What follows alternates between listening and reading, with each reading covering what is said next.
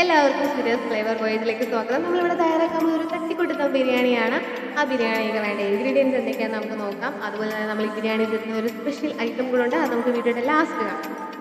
അപ്പോൾ അതിന് വേണ്ടിയിട്ടുള്ള ഇൻഗ്രീഡിയൻസ് ആണ് നമ്മളിവിടെ കണ്ടിരിക്കുന്നത്. ആദ്യം നമ്മൾ ചിക്കനാണ് തയ്യാറാക്കാൻ പോകുന്നത്. അതിന് വേണ്ടിയുള്ള മസാലകളാണ് നമ്മളിവിടെ കാണുന്നത്. അതിന് വേണ്ടി നമ്മൾ ആദ്യം ഒരു ചട്ടി ചൂടാക്കുന്നു. അതിലേക്ക് കുറച്ച് എണ്ണ ഒഴിച്ചതിന് ശേഷം നമ്മൾ എന്ത് ചെയ്യുന്നു, കുറച്ച് സവാള അതിലേക്കിട്ട് വഴറ്റുന്നുണ്ട്.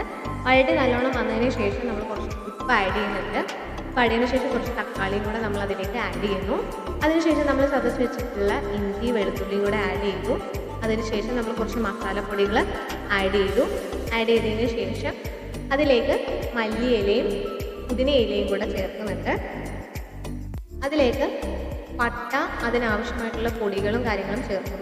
അതിനുശേഷം നമ്മൾ ചിക്കൻ എടുത്തിട്ടുണ്ടായിരിക്കുന്ന ചിക്കൻ അതിലേക്ക് ചേർത്ത് നല്ലോണം വഴറ്റി അടച്ചു വയ്ക്കും.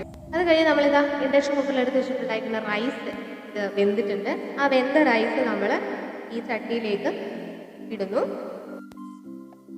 ഇട്ടതിന് ശേഷം നമ്മൾ അതിൻ്റെ മുകളിലായിട്ട് നമ്മുടെ പ്രത്യേകമായിട്ടുള്ള സാധനം ഇതിലേക്ക് ഇടുകയാണ്.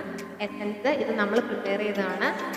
എസൻസ് ഒഴിച്ചതിന് ശേഷം അതിൻ്റെ മുകളിലായിട്ട് നമ്മൾ കുറച്ച് ഇൻഗ്രീഡിയൻസ് സവാള വഴറ്റിയത്, കാഷ്നട്ട് ഇതെല്ലാം കൂടി ഇട്ടതിന് ശേഷം നമ്മളിത് അടച്ച് 20 മിനിറ്റ് വെക്കുന്നു.